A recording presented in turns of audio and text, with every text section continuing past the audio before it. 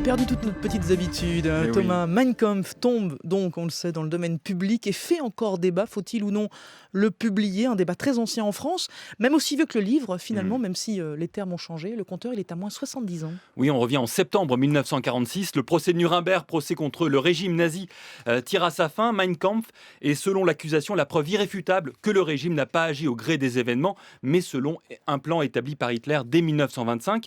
La radio française s'en fait l'écho. La voix que vous allez entendre est celle de Charles Dubost, l'un des représentants du gouvernement français à Nuremberg, mais juste avant, un passage de Mein Kampf. Un État qui, à une époque de contamination des races, veille jalousement à la conservation de la sienne, doit devenir un jour le maître de la terre. Mein Kampf fut et reste la Bible du nazisme. Tous les hommes qui entouraient Hitler et qui aujourd'hui sont accusés à Nuremberg en avaient adopté toutes les thèses.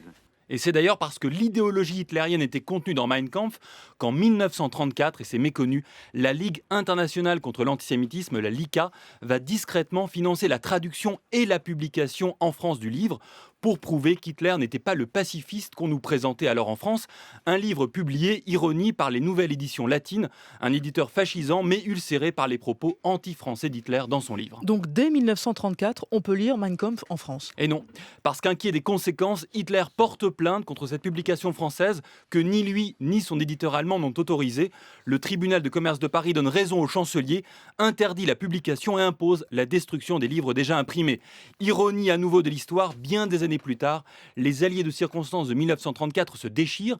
Les éditions latines avaient continué à vendre Mein Kampf très peu depuis les années 50, mais en 1978, sur fond de renaissance de l'antisémitisme et du négationnisme, la LICA porte plainte contre la diffusion de ce livre. Robert Badinter, son avocat, fixe ses exigences. Il ne peut pas être question d'interdire la publication de Mein Kampf. Mein Kampf appartient à l'histoire, et à l'histoire la plus tragique.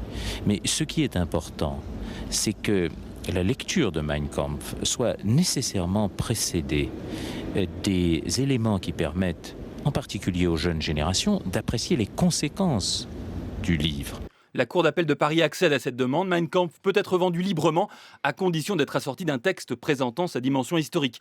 Alors, lire Mein Kampf sert-il l'idéologie nazie? Une question que l'on se pose depuis 80 ans. Thomas Negaroff sur France Info.